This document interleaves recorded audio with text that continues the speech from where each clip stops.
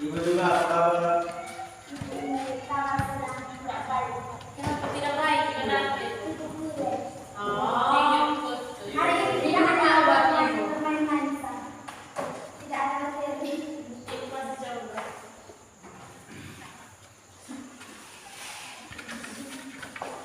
Baik anak-anak, sebelum kita memulai kegiatan pembelajaran kita pada hari ini, Ibu meminta salah satu di antara kalian untuk memimpin kita dalam doa. Marilah kita berdoa dalam nama Bapa dan Bapa dan Roh Amin. ya Tuhan, Allah Bapa dalam kerajaan surga, puji syukur kami akan semua untuk kembali diadakan atas berkat dan kesayangan atas perlindungan dari tadi pagi hingga pada hari ini masih dalam keadaan sehat. Sekarang kami akan memulai dengan kegiatan pembelajaran kami. Semoga apa yang disampaikan oleh ibu guru dapat kami pahami dan kami mengerti dengan baik. Inilah doa dan permohonan kami yang dapat kami sampaikan kepadamu lewat perantaraan Kristus Tuhan kami. Amin. Dalam nama Bapa Dan Bapa dan Putra dan Roh Kudus. Amin. Terima kasih kepada Allah yang telah memimpin kita dalam doa. ya Ibu. Sebelum memulai pelajaran, Ibu akan mengecek kehadiran. Angelina Awenai, Ada Ibu. pada minggu lalu diaktif sekali dalam pelajaran. Aurelia Usana, Ada Ibu. Clara Yanwaria Sila, Ada Ibu. Kosmas Alvindo Mane, Ada Ibu. Ervilia Hale, Ada Ibu. Francisca Nabe, Ada Ibu. Ervina Apriani Sabtu, Ada Ibu. Januario Pinto, Ada Ibu. Diane Alciane Seukoko, Kaki sirapi Ibu. Isantu Sila, Ada Ibu. Christina Sanca Kause, Ada Ibu. Margareta Icetiana Apa? dia apa dia kenal? Tidak tahu Ibu. Ada yang tahu kan? Tahu Ibu. Tidak tahu Ibu. Jeje. Ini akan berdampak pada diri kalian karena salah satu penilaian itu adalah kehadiran di dalam Kelas. yang berikut Maria Rahela Teva. Ada Ibu.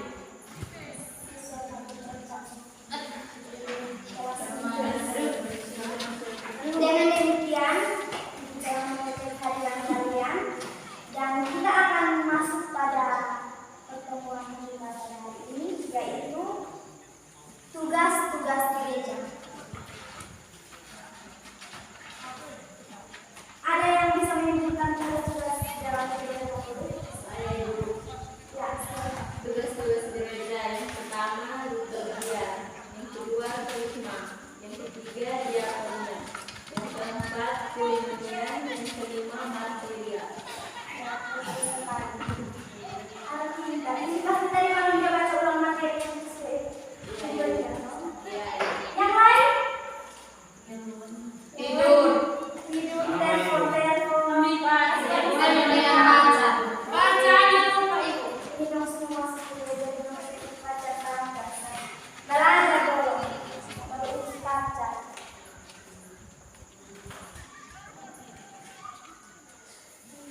Tugas-tugas gereja yang pertama itu liturgia.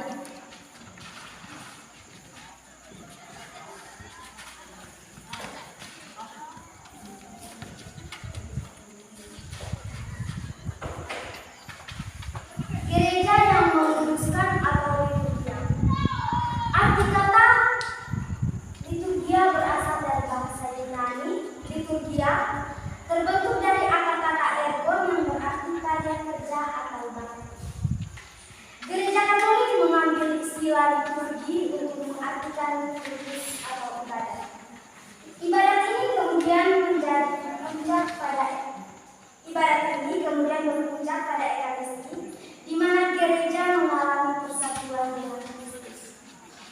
Jadi kalau kita mengikuti ekaristi itu kita mengalami persatuan dengan Kristus.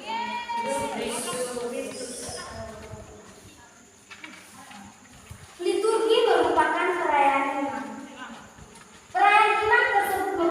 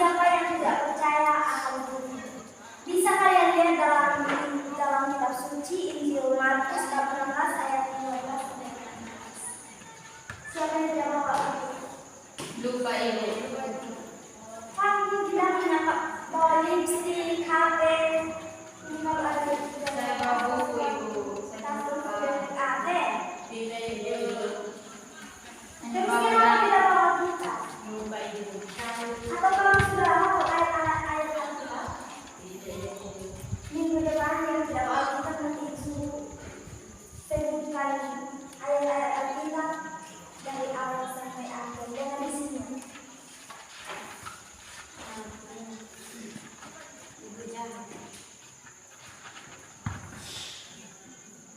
Firman ini tidak hanya berlaku pada zaman para rasul saja, tetapi juga bagi kita semua pengikut Yesus Kristus pada zaman ini.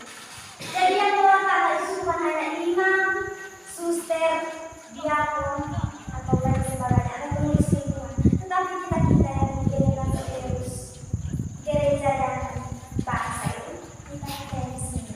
Dan kita juga bisa mewakilkan umat. Bukan hanya imam, suster-suster, atau diakon. Dalam pewartaan sabda Allah tidak dapat mewartakan secara verbal melalui kata-kata, tetapi juga dengan tindakan. Pewartaan verbal pada dasarnya merupakan sugesti seperti yang tadi saya jelaskan, tetapi para awam diharapkan untuk dalam tugas ini, misalnya sebagai katekis, guru agama, fasilitator pendalaman kitab suci, dan sebagainya. Bentuk-bentuk pewartaan masa kini antara lain khotbah atau komunikasi, pelajaran agama, katekese umat atau pendalaman iman, seperti prapaskah, masa Advent, bulan kitab suci. Pada bagian yang pengalaman kedua, mengerti atau tidak? Apa yang kalian mengerti? Itu tadi itu bagusan, kalian tulis atau tidak? Atau ada pertanyaan yang kalau mengerti bisa bertanya, diberikan kesempatan untuk bertanya.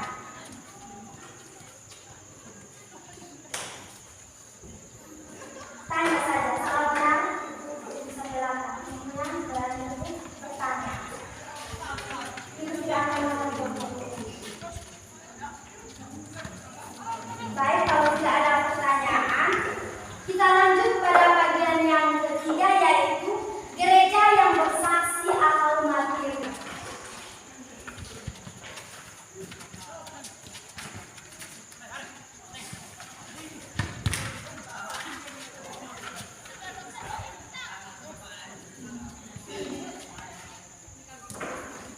Secara sederhana, menjadi saksi Kristus dapat dimaknai dengan menghidup dan melaksanakan karya dan ajaran Yesus. Kita tahu bahwa karya dan ajaran Yesus menyatu padu dengan dirinya. Kita pun hendaknya demikian. Jadi sama seperti Yesus mengajarkan tentang kasih dan Dia sendiri melakukannya, maka kita pun hidup dalam kasih. Kasih yang dimaksudkan di sini ini adalah saling menolong, membantu, dan memberikan perhatian kepada orang-orang yang membutuhkan kita. Contoh yang pertama itu ketika kita pergi ke sekolah, gereja, atau kemana saja, dan kita melihat orang yang celaka atau membutuhkan pertolongan kita, maka kita harus membantunya atau membawanya ke rumah sakit. Tanpa harus melihat dia itu keluarga atau pacar atau sahabat, kita harus menolong sesama.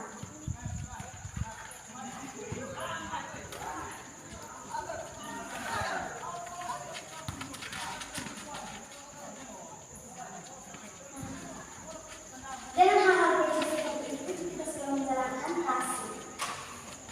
Yang kedua itu perhatian yang sederhana, yaitu ketika teman tidak memiliki poin, kita harus memberikan dukungan kepadanya. Atau di antara kalian yang tidak membantu. Kalau bukan kalian tidak usah ambil poinnya, nanti kalian setengah mati. Tidak hanya memberikan perhatian kepada orang-orang terdekat saja, ataukah sadar kepada teman juga. Bukan seperti yang perhatian yang mengangkat atau bis yang selalu cek dan bertanya, "Dek, si makan kok?"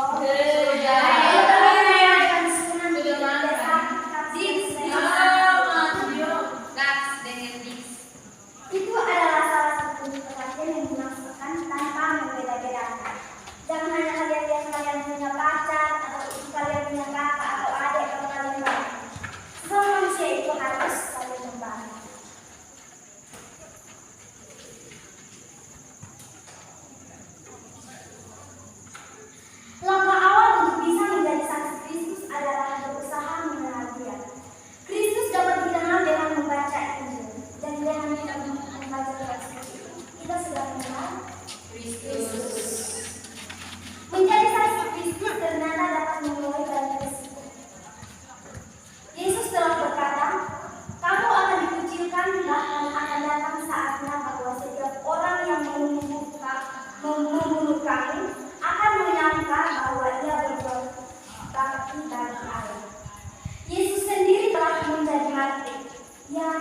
pemerintah dan warga besar ini kerajaan.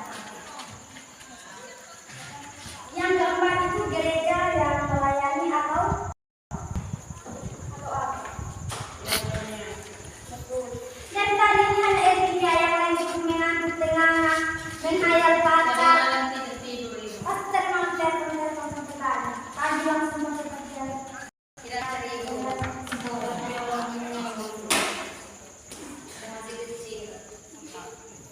Semua masuk kuliah. Ini kamu beranjak ke mahasiswa dari pasti seorang pastor. Belum. Yang gagal ini pasti tiap malam cas dari terus. Suster itu mana dong? Oh minta maaf. Ibu salah tulis karena ibu banyak omong. Tidak fokus. Lihat wajah-wajah kalian yang cantik dan kalian. Nanti gue pasti jawab loh tuh. Ibu ini anak Sudirma dan ibu ada Anda. Ibu kan lagi bicara deh. Ini kan suami ibu anak pertama sebesar kok. Itu salah satu contoh suami tidak menghargai ibu. Makanya dia kasih tinggal. Tidak, harus meninggal. Oh, dia yakin. Ibu dia Anak masih kecil kecil. kecil. Sudah besar. Pasal kamu Kecuali nikah lagi itu ya. Ya, mau cerita materi ya supaya sebelum jam harus selesai lagi kita bisa cerita cerita. Yang keempat itu gereja yang melayani atau diakonia. Tugas gereja yang melayani merupakan penjabaran dari peran raja. Kata raja di sini tidak dimaknai dengan kekuasaan dan jabatan, melainkan tugas melayani. Menjadi raja berarti melayani, bukan memerintah. Jadi para raja itu kita harus melayani dan memerintah. Salah satu tugas raja adalah melayani warga. Sama seperti tugas gembala Seorang gembala bertugas melayani domba-dombaannya. Dia bertugas mengiring kawanan domba kepada bukit hijau, ke danau yang tenang, melindungi mereka dari serangan binatang buas. Bila ada domba yang tidak akan mencari. Tugas ini datang dari permintaan Yesus sendiri. Permintaan Yesus ini tidak hanya ditunjukkan kepada para rasul pada waktu itu, tetapi kepada kita juga. Hendaklah dalam kehidupan kita siapa yang mau tahu kepada saya. Hal ini menunjukkan bahwa para pengikut Yesus harus merendahkan diri dan rela menjadi pelayan bagi sesama. Yesus sendiri menegaskan, Anak Manusia datang bukan untuk dilayani, melainkan untuk melayani. Kita bisa melihatnya pada Injil Markus bab 10 ayat 45. Nanti pulang baca-baca Alkitabnya. Ya, Ibu. Tidak baca Alkitab, tidak baca benar-benar. Kita bisa melihat gambar yang ada di sini. Ini adalah salah satu contoh konkret nelayan. Ini Yesus saja memasukkan kulit-kulit. Kita sebagai manusia itu kita tidak perlu memasukkan sesama kita, tapi dengan cara lain seperti memberikan sedekah kepada orang yang membutuhkan. Contohnya seperti ini. Ini fakir miskin dan ada sedekah dari gereja. Yang sudah kok atau sudah? Dan di sini bisa lihat gambar. Salah satu contoh konkret melayani. Sudah Ibu. Itu melayani murid-murid dengan membasuh kaki, sedangkan kita manusia biasa itu melayani sesama dengan memberi sedekah, membantu teman, begitu kan? Ya betul. Atau teman yang tidak ada pulpen, kita bisa memberikan pulpen dua dan kamu mau pulpen dua juga kita bisa. Ya Ibu. Atau seperti yang kalian jajan tiap hari. Ada teman yang jadi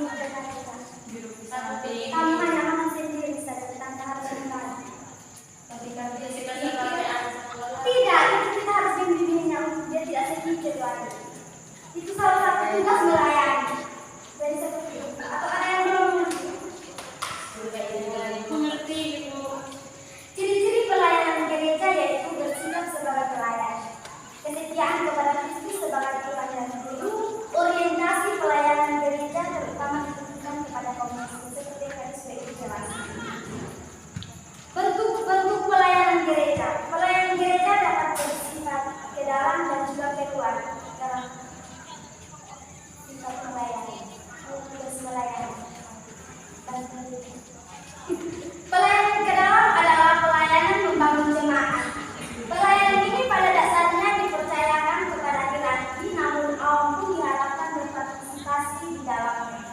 Misalnya dengan melibatkan diri dalam kepengurusan dewan keuskupan, dewan paroki, pengurus wilayah atau lingkungan, menjadi putra-putri altar, anggota paduan suara dan sebagainya. Di sini siapa yang belum pernah jadi putra-putri altar? Atau misinya? Selama dari SD sampai SMA kelas 2 itu Sudah pernah ibu sekali sekali.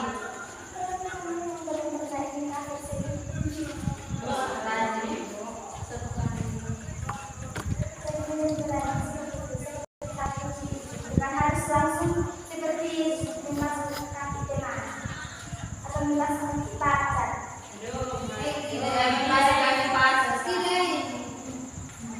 Mohon ketenangannya jika ibu melanjutkan materi sehingga bisa ada waktu untuk cerita-cerita. Yang kedua itu pelayanan kedua yang lebih difokuskan adalah pelayanan dari lingkungan masyarakat luas. Bentuk-bentuk pelayanan gereja Katolik untuk masyarakat luas antara lain pelayanan di bidang kebudayaan dan pendidikan, di bidang kesejahteraan sosial, politik, dan kultur. Yang kelima, gereja yang membangun persekutuan atau apa? Gereja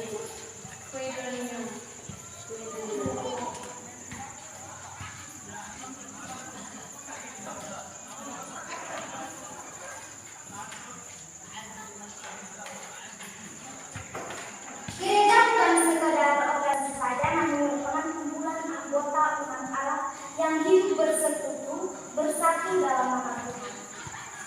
Jika ada salah satu anggotanya yang hilang, kita akan berusaha supaya dia kembali. Dalam semangat kebersamaan kita berusaha menolong anggota gereja yang mengalami kesulitan atau kesusahan karena kita adalah satu kesatuan keluarga Allah. Contohnya seperti kalian tidak kawan saya, kalian yang terbilang sembunyi. Pokoknya orang yang tidak baik harus membawanya keluar dari penderitaan. Salah satu persekutuan terkecil dalam gereja kita adalah komunitas basis gerejawi atau KBG. Dalam komunitas basis gerejawi, kita dipanggil untuk saling memperhatikan, melayani, menghibur dan meneguhkan satu dengan yang lain, seperti ada teman yang sedang berduka atau patah hati. Itu kita bisa dilihat untuk memberikan jalan masa pertolongan. Ada yang lebih baik dari yang sebelumnya. Atau kita bisa kasih satu kata kamu kalau kita bertanya.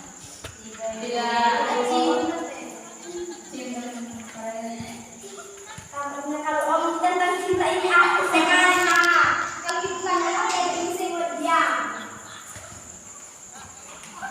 Gambaran tentang persatuan umat atau KBG dapat ditemukan pada cara jemaat Tuhan. Kita dapat melihatnya pada Kisah Para Rasul bab 4 ayat 32 sampai dengan 37. Coba salah satu baca.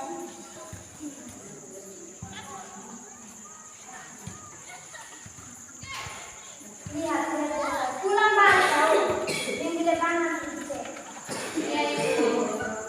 Pada kutipan teks ini dikatakan bahwa persekutuan itu tampak dalam semangat senang hati dan sejiwa, sehingga tak seorang pun akan berkata bahwa sesuatu dan kepunyaan adalah milik sendiri. Segala sesuatu adalah kepunyaan dan tak bersama. Itu cara hidup jemaat perdana. Mereka semua hidup dalam kasih karunia yang melimpah. Ciri-ciri utama cara hidup jemaat perdana itu nampak sangat menonjol dalam 5 hal, yaitu yang pertama itu persaudaraan atau persekutuan. Apa? Persaudaraan, persekutuan. Tulis. Kalau merasa penting itu tulis. Tahan dulu. Tahan. Yang kedua itu mendengarkan sabda atau pengajaran. Yang ketiga pelayanan terhadap sesama atau solidaritas. Yang keempat pelayanan iman atau pembacaan rohani atau doa. Yang kelima memberikan kesaksian iman atau tentang Tuhan melalui cara hidup mereka itu. Jemaat perdana.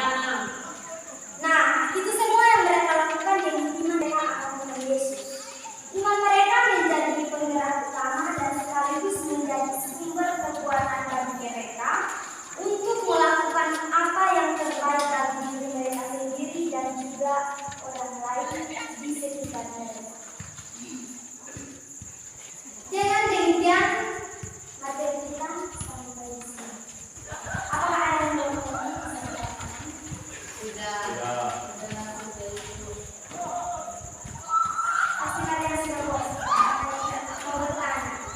Tapi kalau mau cinta, semua ini mengaku saya malah melayani.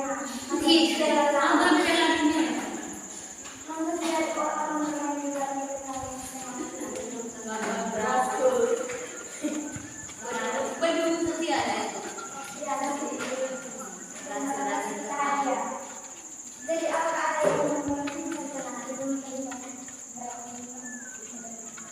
Tidak ada ini. Tidak ada, Ibu.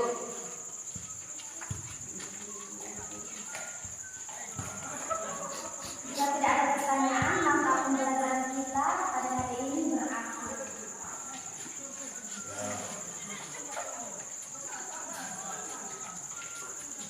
Atau ada yang mau cerita sering-sering Tidak ada, Ibu. seperti tentang keluarga, atau di raja atau Tidak ada, Ibu. jadi minggu depan kita akan melanjutkan pembelajaran kita. Sebelumnya itu nanti kalian baca kembali materi yang tadi sudah ibu lihat ya.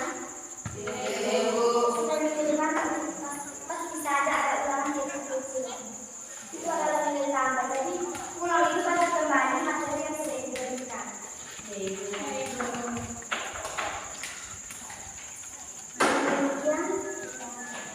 pembelajaran kita berakhir.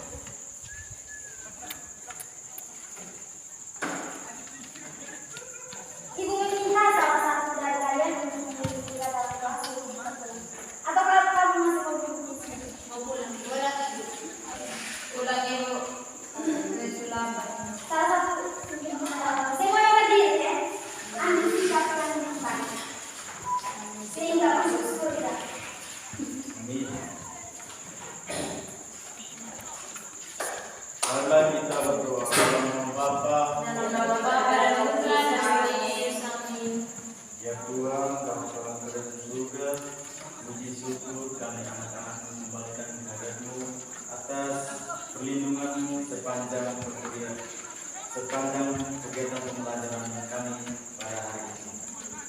Sekarang kami akan pulang ke rumah kami masing-masing.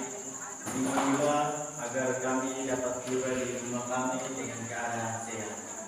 Hanya ini doa dan permohonan kami dapat kami sampaikan kepada-Mu lewat perantaraan Kristus Tuhan kami. Amin. Dalam nama Bapa, Putra dan Roh Kudus. Amin. Terima kasih, Ibu. Terima kasih atas partisipasinya hari ini. Ibu sangat salut dengan kelas kalian sangat aktif dibandingkan kelas